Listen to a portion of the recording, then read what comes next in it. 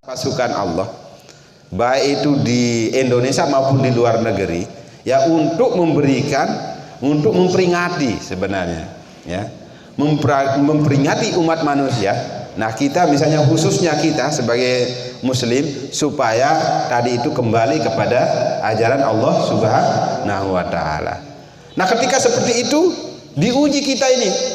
Bahkan seperti kemarin itu saat gempa dan sebagainya diuji. Kan sangat menyesak hati kita, ya. Nah, gitu. Sangat diuji sehingga apakah kita itu beriman atau enggak, apakah ujian itu akan menambah keimanan, ketaatan kita kepada Allah Subhanahu wa taala atau tidak. Nah, ini. Nah, jadi nanti pertanyaan masih banyaklah dalil-dalil yang bisa kita kaji tentang ini, adik-adik. Kesimpulannya adalah mari lewat keadaan ini, ya, ujian dan cobaan ini, ya, kita sadari, kita renungkan, ya, kenapa Allah Subhanahu wa taala memberikan ujian dan cobaan kepada kita. Itu artinya bahwa, ya, Allah Subhanahu wa taala sayang kepada kita. Bisa kita analogikan. Kalau dosen misalnya menguji Anda, bukan berarti benci, kan, tetapi merupakan kesayangan, gitu, ya. Orang tua menguji kita, memarahi kita, itu artinya bahwa orang tua sayang.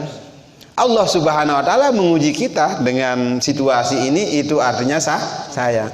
Tapi di balik tujuan ujian itu adalah pertama supaya kita lebih baik lagi. Misalnya di kampus supaya berprestasi, supaya lulus. Karena tidak bisa dapat nilai AB kalau belum ujian. Belum bisa wisuda kalau belum ujian skripsi. Nah, kita belum tentu ini adik-adik lulus ini di dunia ini. Belum tentu. Maka kita harus melalui ujian-ujian tadi itu. Tentu ujian-ujian itu tujuannya supaya kita lebih baik lagi. Untuk itu mari kita gunakan peran dan fungsi kita, ya. Misalnya syariat, kalau tadi syariat palu memalu, kan, syariat mahasiswa belajar, gitu, ya. Supaya jangan kita terhadap bahasa, ya, harus kita kembangkan, ya. Syariat pejuang, ya, berjuang. Syariat penulis menulis. Nah, mari kita tingkatkan fungsi syariat kita, gitu, ya, dalam konteks yang berbeda-beda ini, baik kita sebagai mahasiswa, kita sebagai anak, kita sebagai masyarakat dan sebagainya, untuk bagaimana, ya, menjadikan masa-masa musibah, baik itu dari 2017 sampai sekarang ini, COVID-19 ini, untuk menjadi lebih baik lagi, khususnya kaitannya dengan bagaimana kita sendiri, ya, lebih intens, lebih fokus, lebih konsentrasi untuk, ya, memahami, meningkatkan kemampuan kita, pemahaman kita terhadap agama, dan meningkatkan intensitas, ya, kinerja kita terhadap pengamalan agama, sehingga kita diakui, ya, oleh Allah Subhanahu wa taala. Artinya segala perbuatan kita ini, ya, berdasarkan panduan-panduan yang sudah ada, yaitu Al-Qur'an, Al-Hadis, ijma', qiyas, dan sebagainya. Nah, maka disitulah harapan kita, semoga kita bisa menjadi, ya, seperti tadi itu ihdinas di surat Fatihah, ya, ihdinas siratal mustaqim. Nah, ini doa kita di setiap sholat, ya, surat Fatihah. Nah, supaya kita ihdinas siratal mustaqim, ya, tercapai permohonan gitu kepada Allah Subhanahu wa taala. Mana dia? Siratal ladzina an'amta alaihim ghairil maghdubi alaihim waladdallin, amin. Sehingga kita ini bisa mengikuti jalan-jalan agama, ya, agama, tetapi ajaran agama ini sudah dilaksanakan, sudah diaplikasikan, sudah dipraktikkan oleh alladzina an'amta alaihim, yaitu orang-orang yang Allah telah berikan nikmat. Siapa mereka? Tentunya para ulama, para aulia, ya, para anbiya, ya, para aulia, para ulama, para ausbiya, para atqiya, solihin, soleha. Mudah-mudahan di situ kita berada. Inilah yang orang-orang inilah yang telah mendapatkan allazina an'amta, ya, alaihim. Nah, artinya walaupun beliau-beliau sudah meninggal dunia mendapatkan nikmat. Kalau sekarang mudah-mudahan kita yang masih hidup itu berada dalam kenikmatan itu. Jadi kenikmatan dalam konteks agama itu tentu adik-adik itu bisa kita, kalau ada rezeki bersyukur, kalau ada musibah ujian bersabar. Nah, kalau ada masalah watawasau bil haq watawasau bis sabri. Itulah konteks tadi itu, kenikmatan itu. Ya, jadi selalu kita tenang, kita stabil dalam segala hal, selalu kita fokus terhadap tujuan dan visi misi kehidupan kita untuk menjalankan peran dan fungsi kita, misalnya sebagai mahasiswa dan sebagai hamba Allah Subhanahu wa taala. Inilah kesimpulan dari diskusi kita. Ya, mudah-mudahan nanti dari pertanyaan-pertanyaan itu kita lebih mendapatkan ilmu lagi. Ya, sekian. Wallahu muwaffiq wal hadi ila sabilir rasyad. Assalamualaikum warahmatullahi wabarakatuh.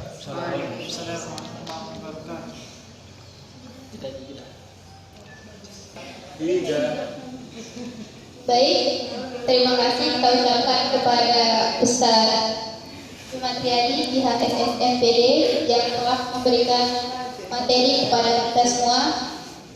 Baik, langsung saja jika ada teman-teman yang ingin bertanya, langsung ajukan tangan dan sebut namanya. Silakan.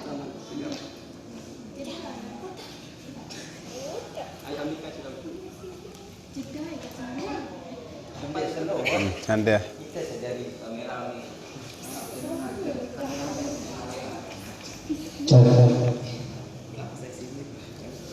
Bismillahirrahmanirrahim. Assalamualaikum warahmatullahi taala wabarakatuh. Bersyukur kepada Allah dengan ucapan alhamdulillah, amin, dan berselawat kepada Nabi besar kita Muhammad dengan ucapan Allahumma Muhammad wa ala ali sayyidina Muhammad. Baik, nama saya Abdul Rahman. Saya ingin bertanya di sini. Tadi kan Bapak menyampaikan yang diuji itu orang-orang beriman, Pak ya.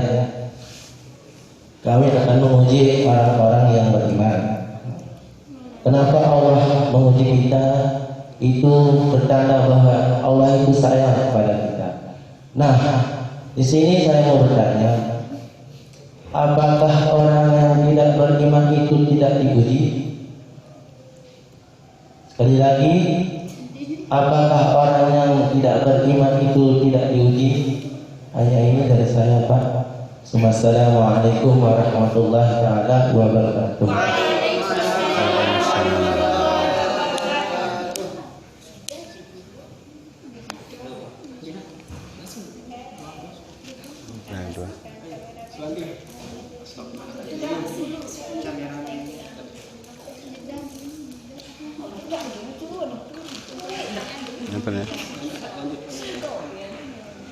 Lanjut kepada pertanyaan yang kedua.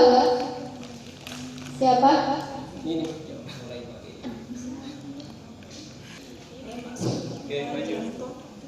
Bismillahirrahmanirrahim. Assalamualaikum warahmatullahi wabarakatuh.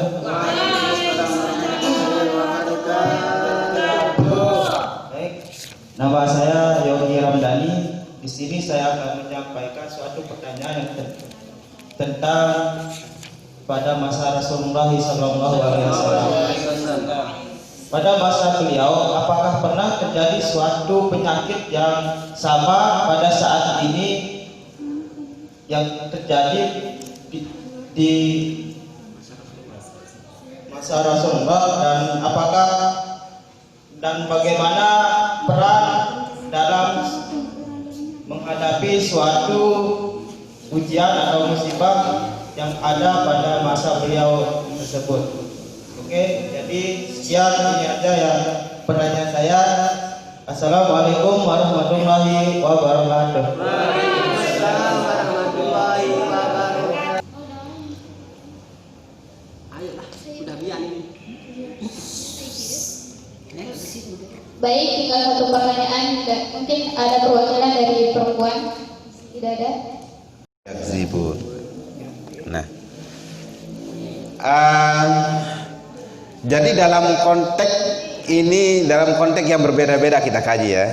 Nah, tapi dalam konteks tujuan ya, Allah Subhanahu wa taala memberikan ujian kepada hambanya itu ya, terutama yang beriman itu, maka konteks inilah yang berarti kita kembali ke kajian bismillahirrahmanirrahim. Setelah tadi itu kita kan disuruh ya untuk memikirkan alam semesta ini ya. Ini kan amaya tasalun anin naba'il azim alladzi hum fihi mukhtalifun dan sebagainya ya. Bagaimana nanti goncangan-goncangan tadi itu ada kaitannya dengan musibah ya. Goncangan-goncangan ya. Ya. Di situ jadi gunung-gunung sebagai pasak dan sebagainya itu kita kaji di situ. Nah, bagaimana tentang orang kafir itu?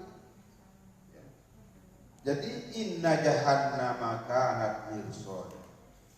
Sesungguhnya hari keputusan, sesungguhnya jahannam itu sebagai tempat ya pengintai bagi penjaga yang mengawasi isi neraka. Ditolhi nama apa?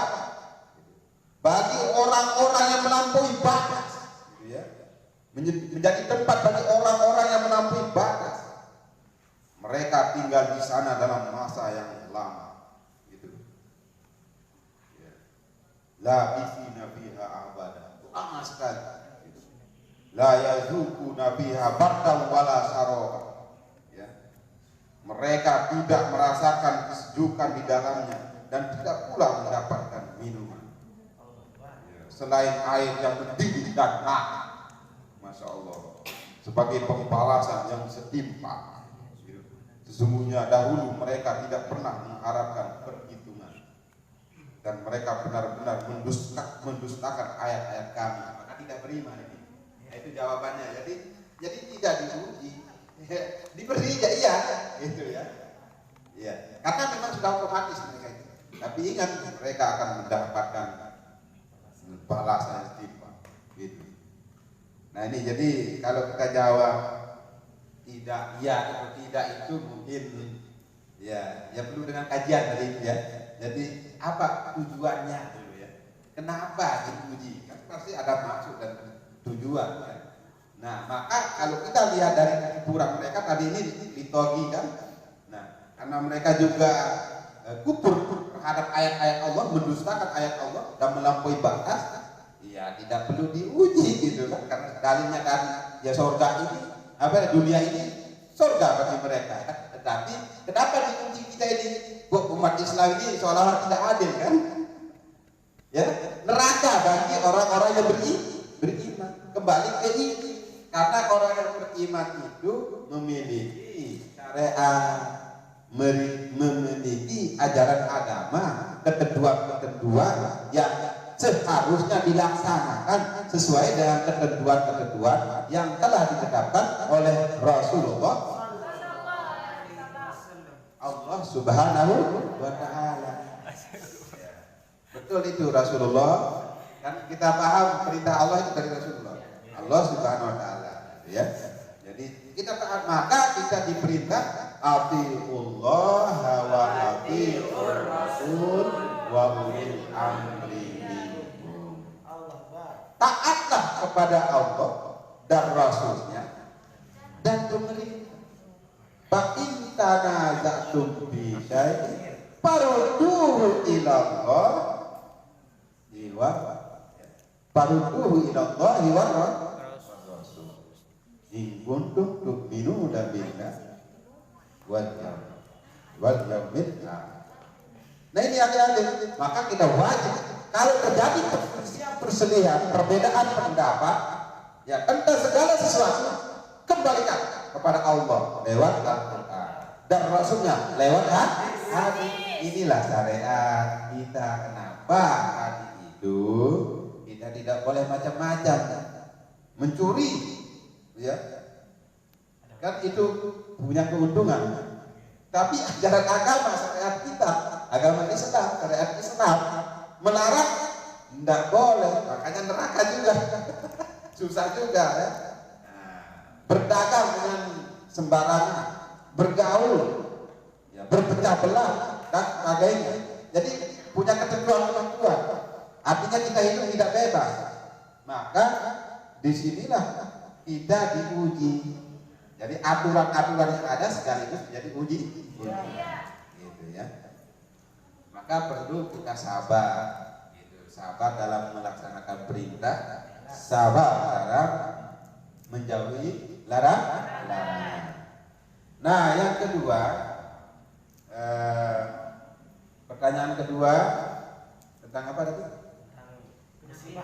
Nah, musibah. Jadi dikisahkan ya bahwa pada masa lalu itu ya Rasulullah SAW sudah terjadi yang seperti ini, ya, musibah-musibah ya seperti corona ini ya, banyak yang terjadi. Makanya Rasulullah SAW ya memerintahkan pada saat itu ya, para sahabat umat saat itu diperintahkan gitu ya. Jadi cara supaya penyakit wabah gitu ya, yang mewabah atau virus bahasa sekarang itu, jadi orang luar itu tidak boleh masuk, orang dalam pun tidak boleh keluar. Itulah pandemi. Pandemi sebenarnya ya. Hai. Ya, inilah yang disebut pandemi sebenarnya. Jadi artinya pada awal-awal itu begitu sistemnya, ya, maka kita akan aman. Ya. Jadi jawabannya sudah ada, bahkan gitu ya. Rasulullah memberikan strategi dan metode bagaimana pengobatan pandemi ini, ya, virus saat itu ya, wabah gitu ya, yang serupa dengan ini, yaitu tidak boleh keluar dan tidak boleh ada yang masuk. Nah, hikmahnya adik-adik tentu di sini kan, wa basyiris sabirin alladzina idza asabathum musibah qalu inna lillahi wa inna ilaihi raji'un. Nah, berilah berita gembira kepada hari itu. Kita semua akan diuji kan oleh Allah Subhanahu wa taala dalam bentuk ketakutan, kekhawatiran, kelaparan, kekurangan buah-buahan, bahkan ditinggalkan mati oleh keluarga terdekat. Kalau gempa bumi itu bahkan keluarga sendiri kemarin, gitu ya. Ya, keluarga itu berjatuhan, satu keluarga, maka semua di kepala keluarga itu habis, gitu. Wa nafsin minal amwali wal anfusi wat thamar. Ya, tidak ada 4 sehat 5 sempurnanya. Kalau sekarang kan bukan itu lagi, pulsa yang menjadi sempurnanya kan, kota gitu. Itu sekarang ini. Maka wa basyiris sabirin. Tapi siapa yang sabar? Alladzina idza asabathum musibah qalu inna lillahi wa inna ilaihi raji'un. Mereka berkata bahwa sesungguhnya kami ini milik Allah dan akan kembali kepada Allah Subhanahu wa taala. Nah, kalau bahasa lain hikmahnya adalah kita bisa menjadikan introspeksi diri, evaluasi diri, pengenalan diri yang insya Allah nanti akan menjadi kebahagiaan diri. Wal tanzur nafsum ma qaddamat lighad. Hendaklah ya jiwa masing-masing ya melihat masa lalu. Hendaklah kita melihat masa lalu untuk meniti masa depan yang cerah gitu ya. Nah, inilah kesimpulannya adik-adik yang berbahagia. Ya, sudah tidak ada pertanyaan?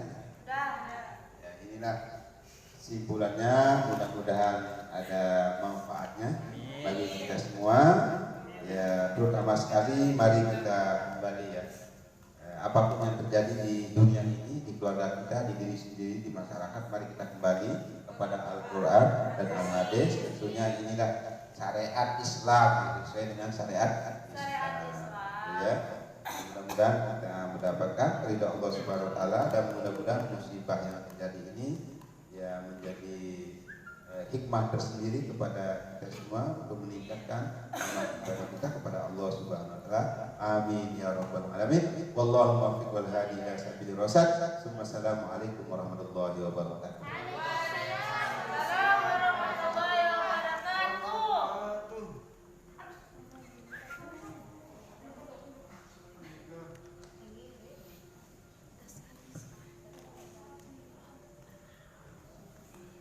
Baik teman-teman yang berbahagia, alhamdulillah pada sore hari ini kegiatan